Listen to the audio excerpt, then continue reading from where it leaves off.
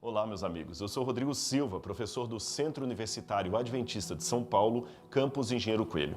Sou também arqueólogo e atrás de mim você tem uma parte da coleção de arqueologia do nosso campus. São peças que contam milhares e milhares de anos de história relacionada à Bíblia Sagrada. Nós temos peças aqui tão antigas que datam do período do Bronze, eu estou falando de 3.200 anos antes de Cristo. Há também peças do período romano e da Idade Média. O acervo é riquíssimo e único em território nacional. Mas o que você está vendo aqui é apenas uma parte da coleção, porque a maior parte está guardada num cofre. Nós não temos espaço físico, apenas esta sala. Mas o nosso sonho é construir o prédio do MAB, como carinhosamente nós chamamos o nosso museu. MAB, Museu de Arqueologia Bíblica do UNASP. E agora eu quero convidar você a conhecer o local onde nós vamos erguer este prédio para abrigar esta coleção e um dia você e sua família poderem vir ao nosso campus para conhecer o nosso acervo. Então vem comigo, você é o meu convidado. Aqui exatamente atrás de mim, você vê a realização de um sonho, ou pelo menos o começo dessa realização. É porque nós vamos construir neste lugar o futuro prédio do Museu de Arqueologia Bíblica do UNASP, o MAB. Aqui as exposições ficarão permanentes para você e sua família poderem vir conhecer o nosso acervo. Mas você também pode participar da realização desse sonho. Participe você desse projeto, que é um ganho não apenas para a nossa região, mas para todo o nosso país. Olá, boa noite. Eu acabei de esquecer de tirar a máscara.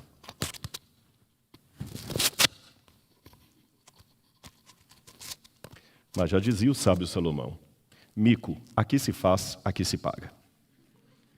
Muito bem, pessoal, deixa eu guardar isso aqui no meu bolso, ansiando o dia que eu não vou poder precisar mais usar isso aqui.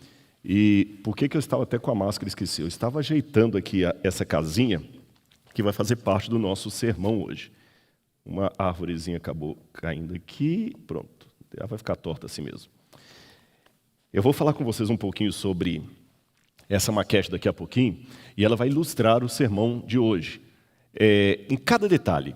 E você vai ver como é que a arqueologia, não só confirmando histórias da Bíblia, ela também ajuda a tornar a Bíblia tridimensional.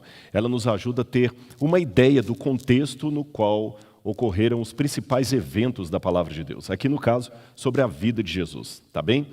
E eu quero agradecer aqui de público, mesmo ela pedindo para eu não fazer isso, implorando, eu quero agradecer a minha esposa, Laura, que ficou, coitada, está com a mão cheia de cola, dessas colas que pegam assim, não sai mais, colando isso aqui, e eu orientando como é que era uma casa judaica do período bíblico. E ela fazendo a gente correndo, e para ajudar, no finalzinho agora, acaba a cola que a gente estava usando ali, uma especial que colava tudo aqui, aí a gente correndo.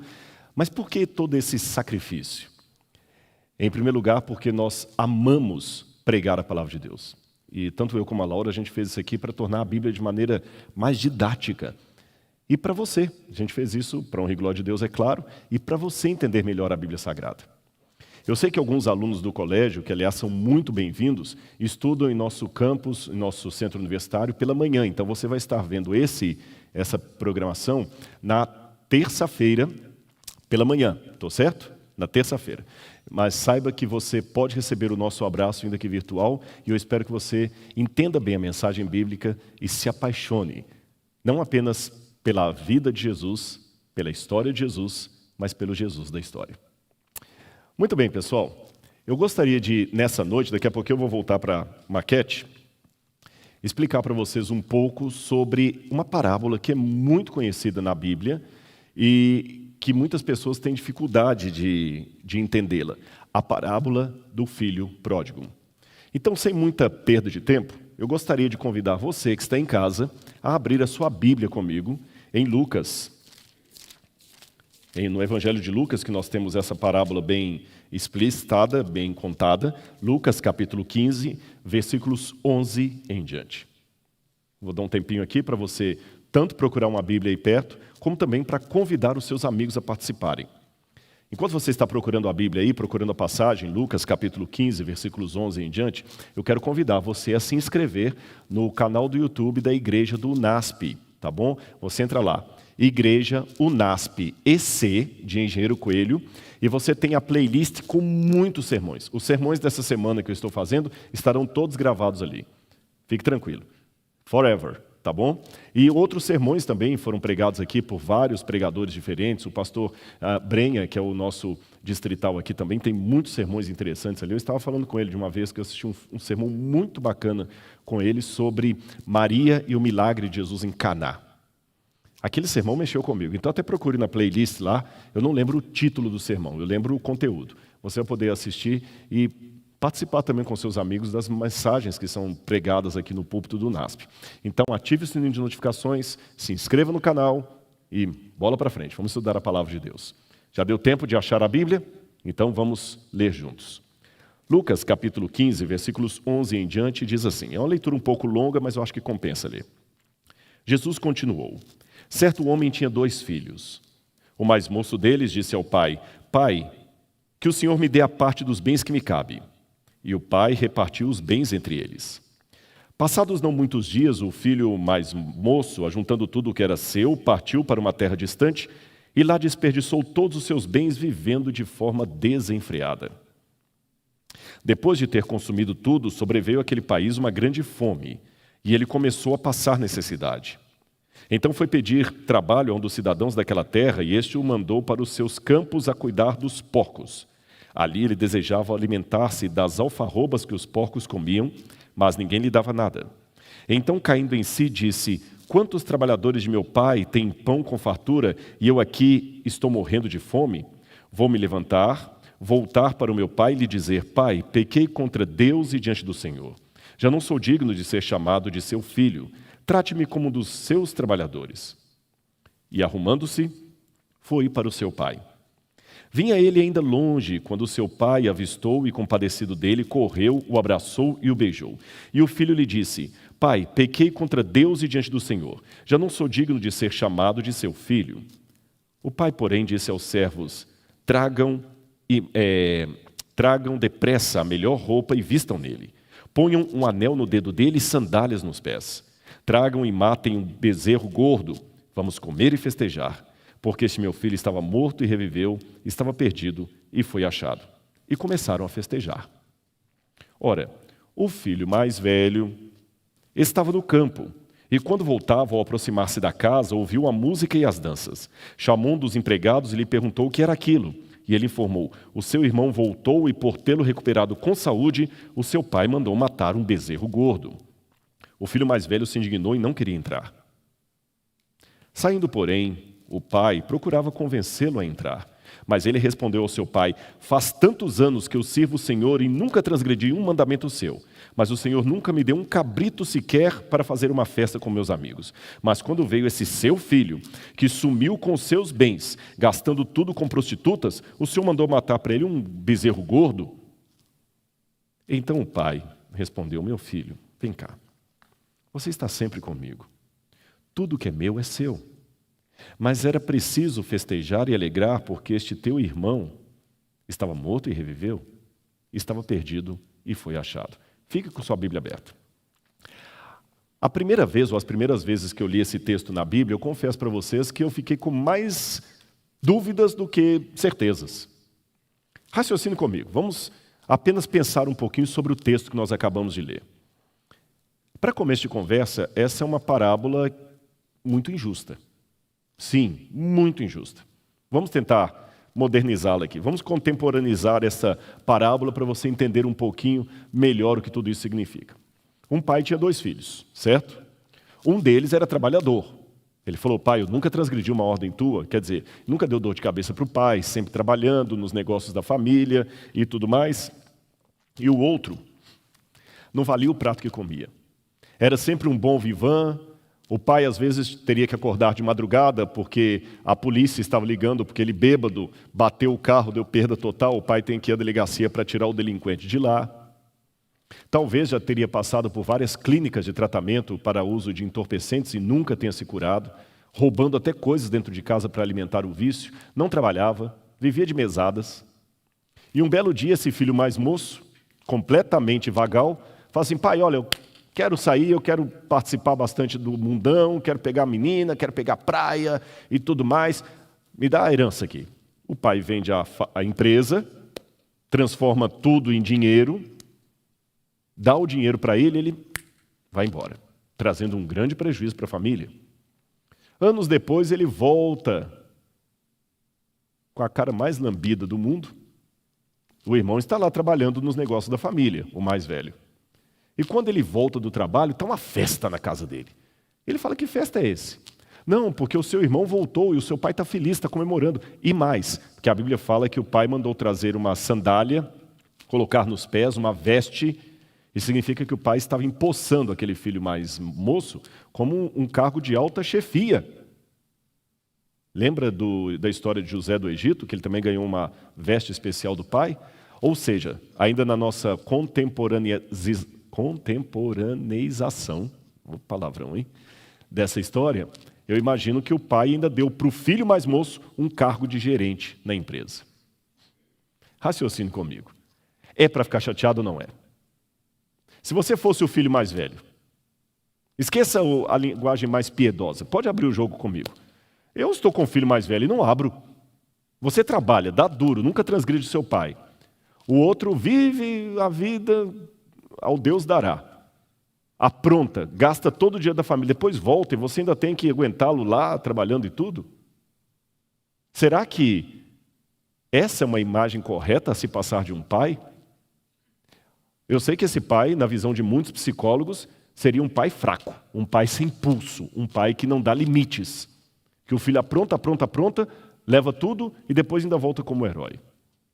Pior, que esse pai da parábola representa Deus. Então, seria Deus um pai assim, completamente à vontade? Um outro problema que eu tenho com essa parábola é que ela parece que não tem fim. Você percebe? O pai está à porta, tentando convencer o filho a entrar, e a pergunta óbvia que eu fiz quando eu li isso a primeira vez na Bíblia é, e aí, entrou ou não entrou? Aceitou ou não aceitou? Em que pese a injustiça que ele sofreu, agora eu quero saber, ele aceitou, eu vou entrar e comemorar com o pai, e a história parece que não tem um fim. Por que Jesus terminou essa parábola sem um epílogo? E para terminar, um outro problema que eu tenho com a parábola é o título que as traduções da Bíblia dão para ela, a parábola do filho pródigo. Como se ele fosse o personagem central, o herói. Ele não é.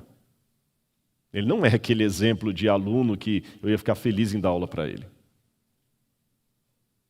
Ele talvez não é um exemplo de irmão que você ia ficar feliz em ter na sua casa. A parábola do filho pródigo. Parece que a recompensa ainda fica para ele. Vamos entender esse texto? Só que antes eu tenho mais um problema que foi levantado por vários teólogos ateus. Essa parábola parece que nem foi dita por Jesus. Eu vou explicar por quê. Para a gente entender a palavra de Deus, uma dica que eu vou dar para você de hermenêutica. Hermenêutica é a ciência da interpretação. A dica é o seguinte, procure sempre olhar o contexto da passagem. Você continua com sua Bíblia aberta? Então preste atenção. Aqui no capítulo 15, versículo 11, quando eu comecei a ler o texto, na minha tradução diz assim, Jesus continuou.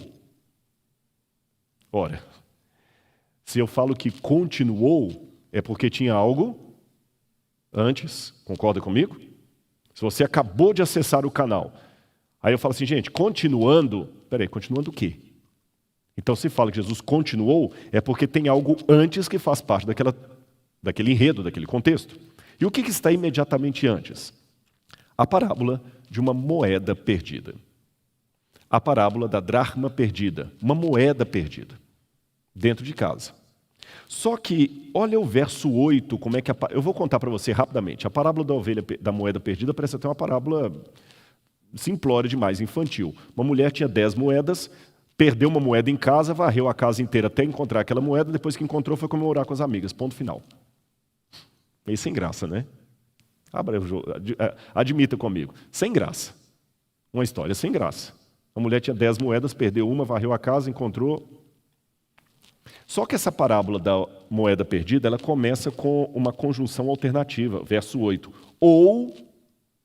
Ora, se eu começo ou, é porque tem uma outra situação antes. E o que está imediatamente antes? Olha na sua Bíblia. A parábola da ovelha perdida. E a parábola da ovelha perdida começa no verso 3 com a seguinte palavra: então. Ora, se eu começo com então, é porque tem algo antes. E o que está imediatamente antes? Olha aí agora em capítulo 15, versículos 1 e 2. Aproximavam-se de Jesus todos os publicanos e pecadores para o ouvir. Os fariseus e escribas murmuravam dizendo: esse recebe pecadores e come com eles. Então Jesus passou a contar-lhes uma parábola. Os críticos da Bíblia, aqueles teólogos céticos, falam o seguinte: olha, o primeiro erro histórico aqui de Lucas é que fariseus e escribas não ficavam no mesmo recinto que publicanos e pecadores. Uma das coisas que os judeus tinham como máxima da sua religiosidade é não se contaminar. Então, se um publicano e pecador está comendo ali é o lugar para eu não comer. Eu não quero me contaminar. Ora, se Jesus estava comendo com publicanos e pecadores, é mentira de Lucas que os fariseus estavam lá olhando. Como é que a gente entende isso? Agora você pode vir para a maquete aqui que a Laura fez para mim. Para mim não, para o NASP, porque depois ela vai para o Museu de Arqueologia. Ela só quer dar umas retorcadas aqui, porque alguma coisa não saiu bem. Deixe-me ver onde é que eu coloco a minha Bíblia agora, para não trazer problema. Vou colocá-la aqui atrás. Pronto.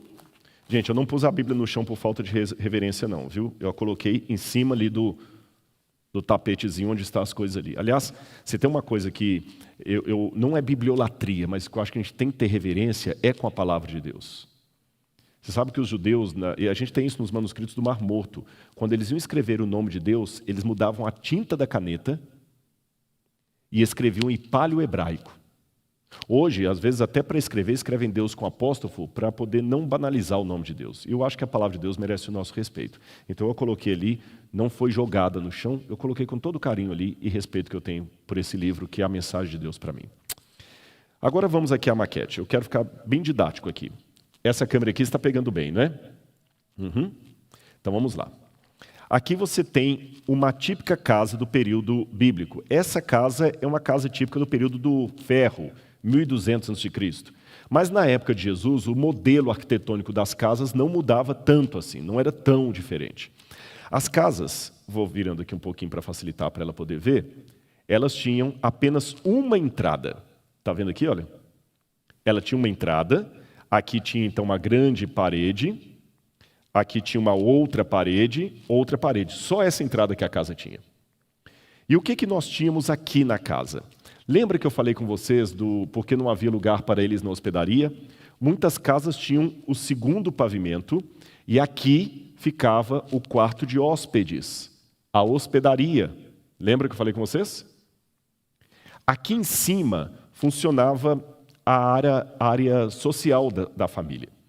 Eu vou virar um pouquinho agora aqui. Nós, de propósito, não fechamos a casa aqui do lado para você poder ver.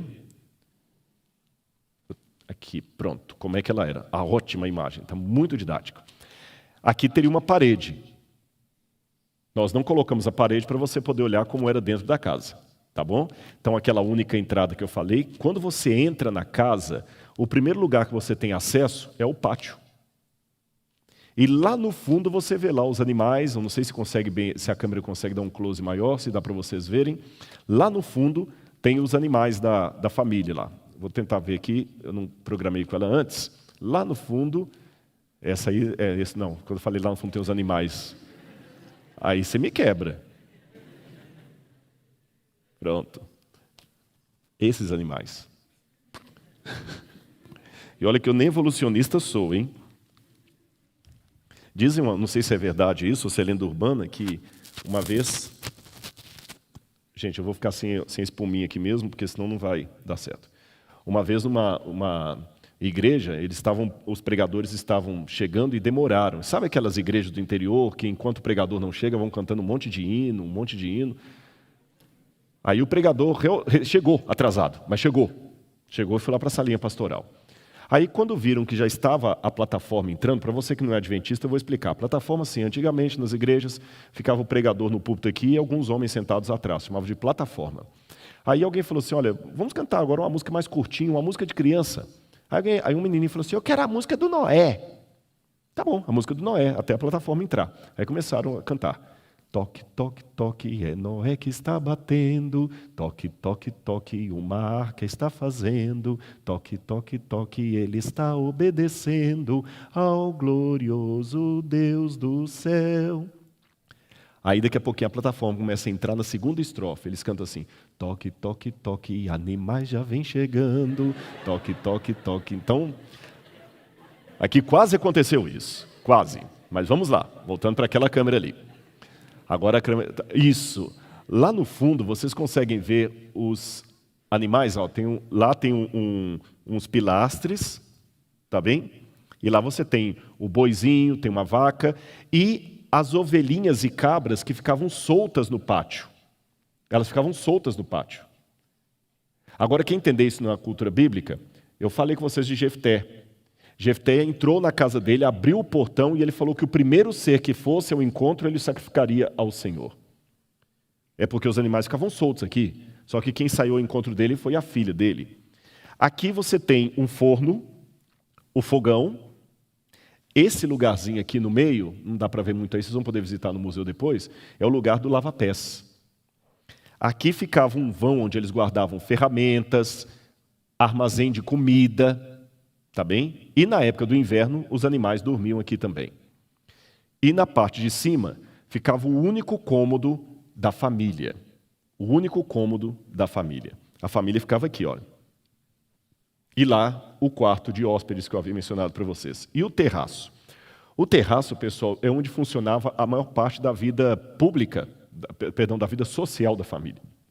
Fazia muito calor no Oriente Médio, ainda faz. Então era comum as pessoas dormirem nos telhados das casas. Está vendo aqui a mulher com a criancinha? Aqui está fazendo uma tecelagem. Deixa eu virar um pouquinho mais assim para facilitar. Acho que assim fica melhor. Inclusive, no livro do Deuteronômio, fala que quando alguém construísse uma casa, ele era obrigado a construir um beiral aqui para que ninguém caísse do telhado e ele fosse culpado de sangue. Então, muitos ficavam no telhado. Por isso que Jesus fala em Mateus capítulo 24, falando da volta dele, né? Ele diz o seguinte, aquele que estiver no telhado da casa, no eirado, não desça para buscar coisa nenhuma. Não desça, porque as pessoas ficavam no telhado. Fala também do proclamador dos telhados. Então, o telhado era um lugar social muito comum. E a maior parte das refeições eram feitas no telhado. Sabia disso? Olha aqui de novo a maquete, a câmera lá. Essa parte que está aqui é o cenáculo de uma casa. Havia uma cobertura, eles preparavam a mesa aqui, onde está esse cavaleiro em pé, e aqui as pessoas comiam, ao ar livre. Quando Jesus realizou a Santa Ceia foi num lugar semelhante a esse. Agora que você já sabe tudo isso, vamos voltar para o contexto da parábola. Como é que os escribas e fariseus puderam ver Jesus comendo e recebendo publicanos e pecadores? A maquete vai dar a resposta para você. Olha bem, se alguém está comendo no telhado da casa, quem passa na rua pode ver. Concordam comigo? Sim ou não? Pessoal, acho que o pessoal do NASP aqui não tomou a janta ou não estão gostando do sermão. Deixa eu dar uma chance de novo para eles. Que você em casa eu sei que respondeu, mas eu não consigo te ouvir. Vou repetir, faz de conta que não aconteceu nada. A maior parte das refeições era feita no telhado. Qual é o nome do lugar onde as pessoas comiam, que eu falei? Cenáculo. De onde vem essa palavra cenáculo? Cena, comer, né? Cenar, comer. Então, no cenáculo, foi no lugar desse que Jesus realizou a Santa Ceia. Então, as pessoas comiam aqui. Ora, se alguém comia aqui, quem passava na rua conseguia, olhando para cima, ver as pessoas comendo ali. Agora, olha o que aconteceu. Escribas e fariseus, aqui da rua, viram que lá em cima Jesus estava comendo com publicanos e pecadores. Então eles reclamaram com algum dos discípulos que estavam lá embaixo, quem sabe o próprio dono da casa. Olha, o seu mestre, que se diz profeta, ele recebe pecadores e come com eles. O que você acha? Será que Jesus ficou gritando lá de cima, ei, o que vocês estão reclamando aí embaixo? Não, Jesus não era barraqueiro. Mesmo comendo numa barraca. Pegue a sua Bíblia agora e preste atenção. Os escribas e fariseus aqui na porta da cidade, da casa. Olhando lá para cima e vendo Jesus recebendo publicanos e pecadores. Talvez ele estivesse até na casa de Levi e Mateus quando isso aconteceu. Um dos publicanos. Jesus não se associava aos pecadores para passar a mão na cabeça deles, para endossar os seus erros, mas para recuperá-los. Isso é importante. Tá certo? Isso é importante. Não pense com isso assim que você está lá na balada tomando um chopp. Não, eu estou aqui porque Jesus se associou com pecadores, eu também tenho que associar. Não é bem isso, não.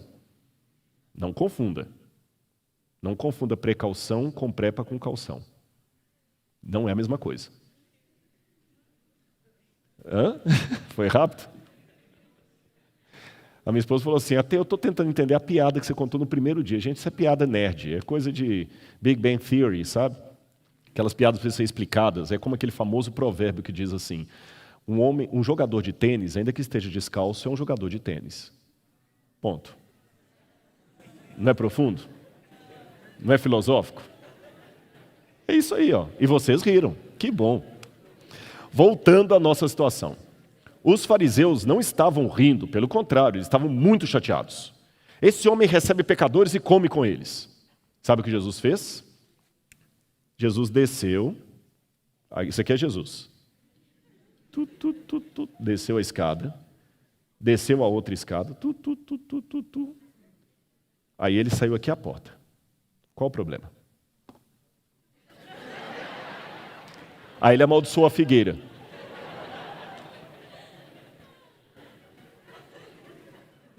Meu bem, vai ter que colar de novo. Aí ele perguntou assim, por que vocês estão tão chateados? Ah, você está comendo com pecadores lá em cima? Aí Jesus fez uma coisa muito interessante, que é o que eu fiz com vocês aqui, ele quebrou o gelo. E se tem três maneiras de levar as pessoas a quebrarem o gelo, eu vou dar essa dica para você. Sorria para elas, mas sorria com sinceridade, viu? Né? Não, sorria. Conte uma piada bem contada, não do tipo do homem de tênis, ou conte uma história. Histórias atraem a atenção das pessoas, tanto é que tem storytelling, que é um mecanismo agora de muitas empresas. Então Jesus falou assim, vocês estão chateados? Estamos. Deixa eu contar 3 historinhas para vocês. Aí ele contou a primeira história. Havia um homem que tinha 100 ovelhas. Olha aí no quadro a imagem. Ele tinha as ovelhas, pode colocar na tela, por favor. Ele tinha as ovelhas, perdeu uma ovelha, deixou as 99 no deserto e foi atrás da que se perdeu. Ou seja, nenhuma ovelha podia chegar no lar, no aprisco, antes das outras. Talvez ele pediu a um amigo, olha, cuida das 99, eu vou atrás da que se perdeu. Depois Jesus contou uma outra história da mulher que tinha a moedinha. Sabe o que significa isso? Coloca aí de novo na tela. Essa imagem que vocês estão vendo são de mulheres beduínas em trajes de casamento. Vocês estão notando que elas estão cheias de moedas na cara? É porque nos tempos mais remotos, quando uma mulher casava, o pai dava para ela um seguro de vida, que era um dote dela, algumas moedas que ela usava no colar e tudo mais, porque se o marido morresse, se fosse para uma guerra, se ela precisasse de qualquer situação para salvar a sua vida ou voltar para sua casa, ela usaria as moedas do dote que ela ganhou no casamento. Por isso que as beduínas ainda têm o costume de guardar essas moedas por muito tempo depois. Quer ver, por exemplo, quando tem um casamento de uma mulher beduína na tribo, olha aqui essa foto. Todas as outras colocam o véu com as moedas delas. Até hoje. Tá bem? Todas elas colocam as moedas. Então, aquela mulher tinha perdido as moedas, uma moeda do dote dela. E, gente, se uma mulher perdesse tudo, ela perdeu o seguro de vida. Então, por isso que ela varre a casa até encontrar. Aliás, a parábola conta uma coisa interessante, que ela acendeu uma lamparina e varreu a casa. Eu trouxe uma lamparina para ilustrar e esqueci no carro, acredita? Mas até o final dessa semana eu vou mostrar uma lamparina do tempo de Cristo aqui, vou acender para vocês aqui à frente. Mas eu quero voltar aqui na maquete para mostrar uma coisa para vocês. As casas daquele tempo, pode colocar aqui, por favor? as casas daquele tempo, elas não tinham janelas. Então vocês estão notando que aqui dentro era bastante escuro, mesmo de dia. Então você precisava acender uma lamparina em casa mesmo de dia. E tinha muito pó. Por isso que a parábola diz que ela acendeu uma lamparina, varreu a casa até encontrar a moeda. Agora raciocine comigo. A ovelha estava perdida onde? Fora de casa. E você acha que a ovelha sabia que estava perdida, sim ou não? Sim. Bicho sabe quando ele está perdido. Quem tem cachorro, sabe, o cachorrinho, quando ele se perde, ele fica doidinho para voltar para casa. Então o animal sabe, ele tem consciência que está perdido. Então eu tenho na parábola da ovelha perdida a realidade de alguém perdido fora de casa e que sabe que está perdido. Na parábola da moeda, a moeda já não tem consciência nenhuma. Eu tenho a realidade de alguém que está perdido dentro de casa e que não sabe que está perdido. Que a moeda estava perdida dentro de casa, a ovelha era no deserto. Então você tem duas realidades. Um perdido fora e que sabe que está perdido, outro perdido dentro e que não sabe que está perdido. E para arrematar com checkmate, ele conta a parábola do pai amoroso e seus 2 filhos perdidos. E por que eu sei que os 2 estavam perdidos? Uma vez eu li um livro de Kenneth Bailey, A Poesia e o Camponês, que ele trabalhou muito tempo com beduínos no deserto, e eu resolvi colocar à prova um teste que ele fez. Ele contava as parábolas de Jesus para beduínos do Líbano.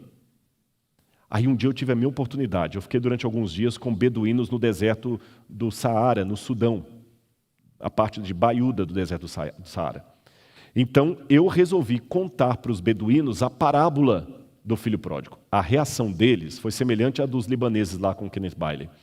Um falou comigo, mentira, mentira, mentira. Isso não aconteceu. Eu falei, por quê? Um rapaz jamais pediria herança para o pai com o pai vivo. Numa cultura patriarcal como a deles, era uma ofensa muito grande. Eu perguntei, mas o que significa isso? Ele está pedindo que o pai morra.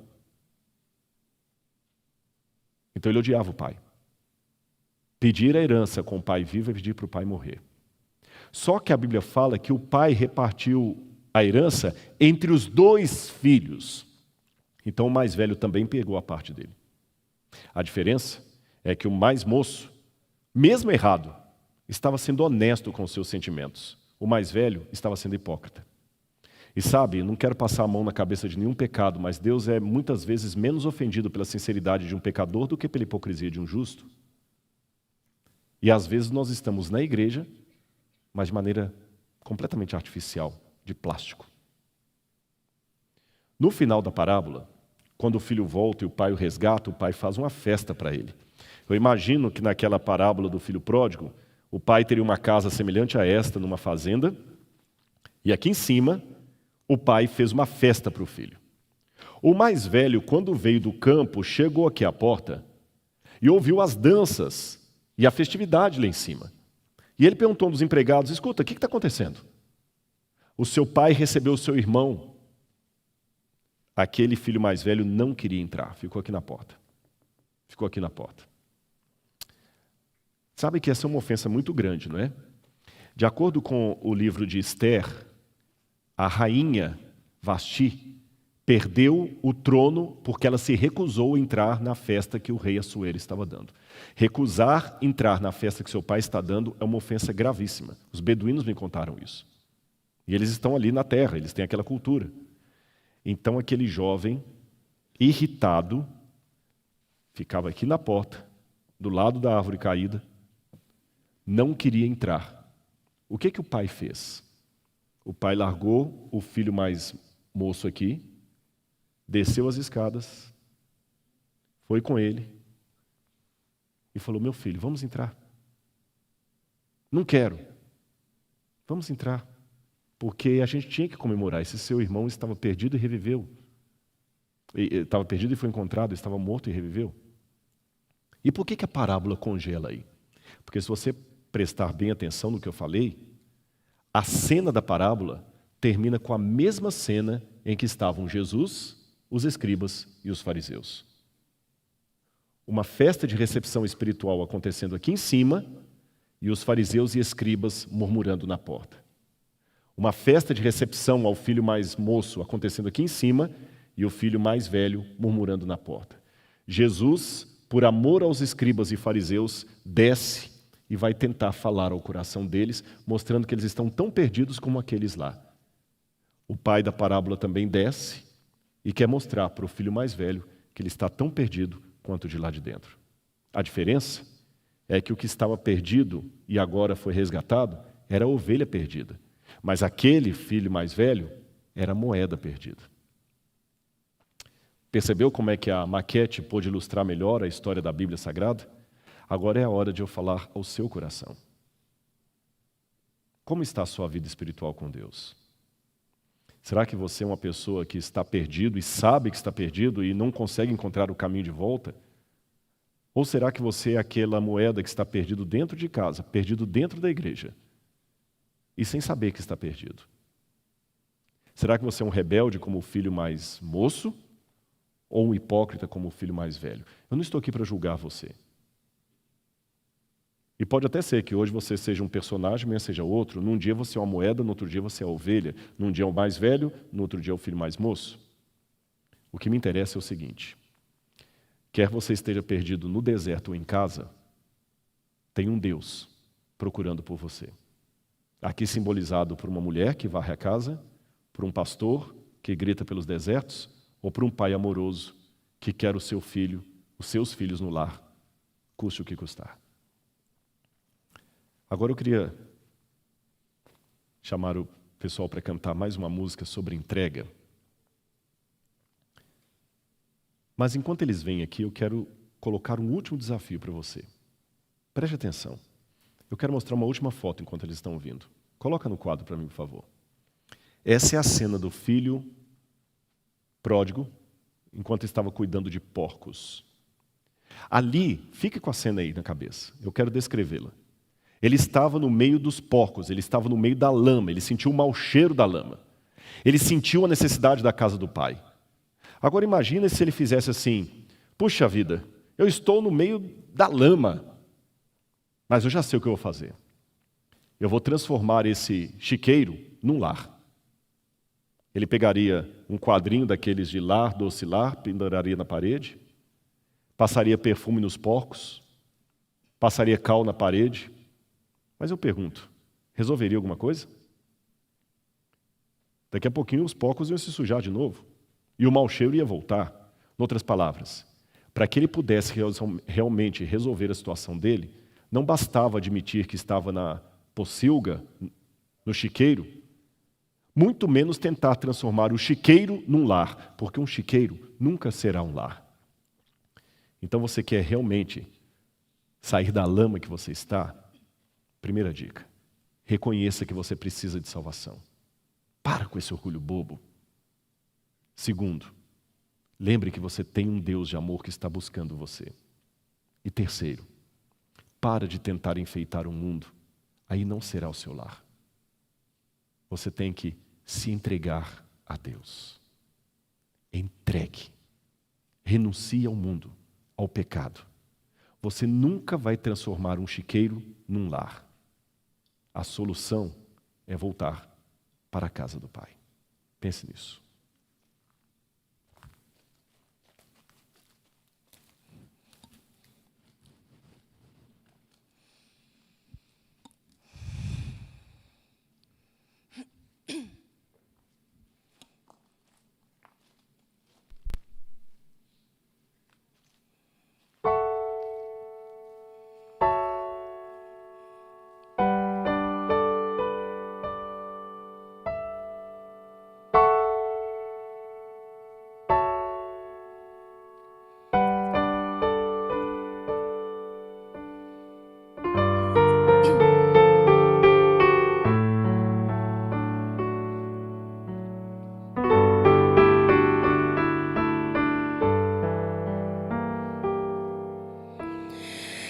Eu derramo meu coração em tua presença, revelando quem realmente sou,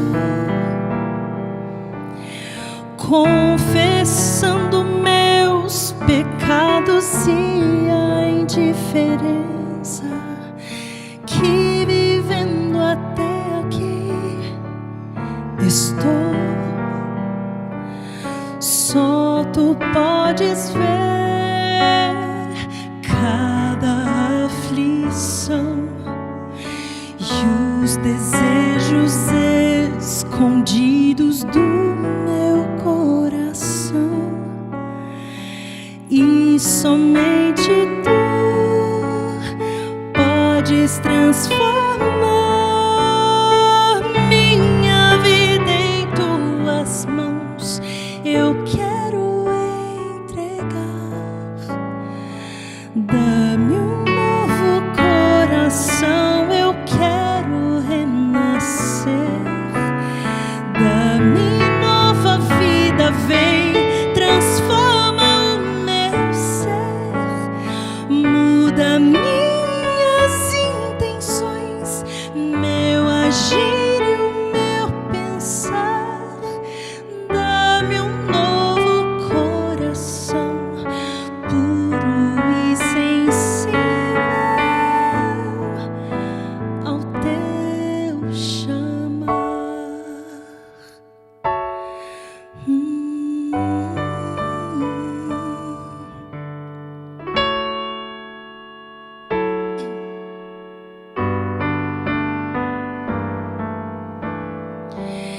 Eu entrego a ti a minha vida totalmente, sem reservas e sem restrições.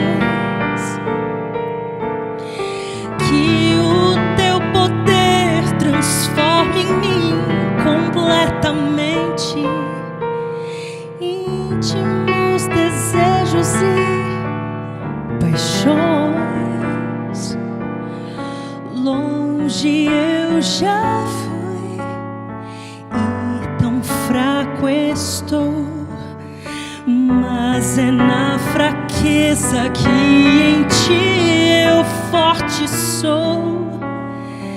Enche meu viver com o teu amor, faz em mim o teu querer. Te peço, ó Senhor, dá-me um novo coração. Eu quero renascer. Dá-me nova vida. Vem, transforma o meu ser. Muda minhas intenções, meu agir e o meu pensar. Dá-me um novo coração, puro e sensível ao teu chamar.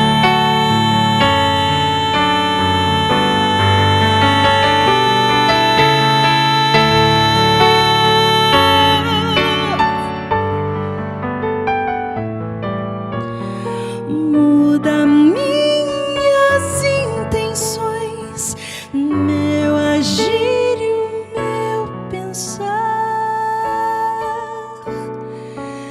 Dá-me um novo coração, puro e sensível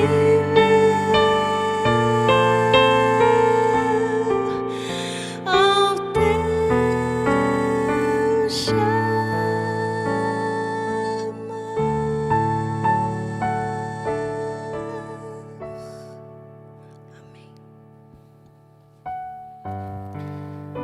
Eu quero me dirigir hoje, especialmente a dois grupos de pessoas. A você que está afastado dos caminhos de Deus, ou mesmo que não se considera afastado, você só está chateado com a igreja, não vai mais, porque tem muito hipócrita lá dentro, você acha que religião não salva, você não quer mais ir à igreja, não quer mais conviver, você prefere ficar em casa. Cristianismo avulso. Em nome de Jesus, as suas férias acabaram. Venha sentir cheiro de gente.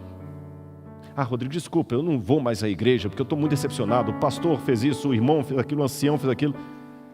Não fique como o filho mais velho ou como os escribas e fariseus reclamando do lado de fora porque tem um pecador sendo homenageado lá dentro. Entre, há espaço para mais um. As suas férias acabaram. E eu também quero me dirigir a você, que Jesus está tendo que sair talvez da festa para te buscar à porta, e você está para tomar a decisão se vai entrar ou não. Por isso a parábola não tem fim, porque ela conclui com um episódio idêntico ao qual Jesus estava, com os escribas e fariseus à porta daquela casa, provavelmente a casa de Levi e Mateus. E também quero me dirigir ao segundo grupo de pessoas. Você que se afastou mesmo da casa do Pai, como filho pródigo, e acha que já foi longe demais, deixa Deus ser Deus. Ele vai alcançar você. E eu quero ter um presente de Deus dado por você. Eu quero que você deixe um comentário. Se você está assistindo esse sermão pelo canal do YouTube do NASP ou do meu, deixe um comentário aí que você tomou a decisão de voltar para os braços de Deus, para o redil de Deus, para a convivência com os irmãos de Deus, com o filho mais moço ou o filho mais velho. Tá bem? Vamos orar neste momento? Feche os seus olhos comigo agora e falemos com Deus em oração. Meu Senhor, Deus e Pai, é no poderoso e sagrado nome de Jesus que eu ergo minha voz a Ti mais uma vez. Toca na vida de todos que estão comigo neste momento. Quer estejam assistindo esse sermão ao vivo ou numa gravação. Quer estejam assistindo aqui de São Paulo, do Rio de Janeiro, Minas Gerais, Pernambuco, Bahia, do Brasil ou do exterior.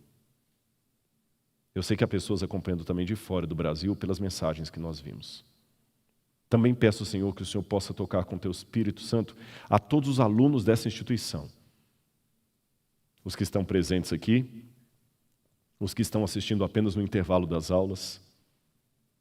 Fala com eles, Senhor. Toca no coração de cada um. E toca dia a dia no meu coração também. Porque nós precisamos estar constantemente voltando para a casa do Pai. Abraça-nos, Senhor. Aceita-nos. E ajude-nos também a ter humildade para aceitar o pecador quando o Senhor quiser fazer uma festa por estar recebendo-o de volta. Dá-nos a Tua paz. Em nome de Jesus. Amém. Muito obrigado a você que esteve conosco. Amanhã às 19h45 teremos mais um capítulo da história de Jesus. E você é o meu convidado. Um grande abraço e até amanhã.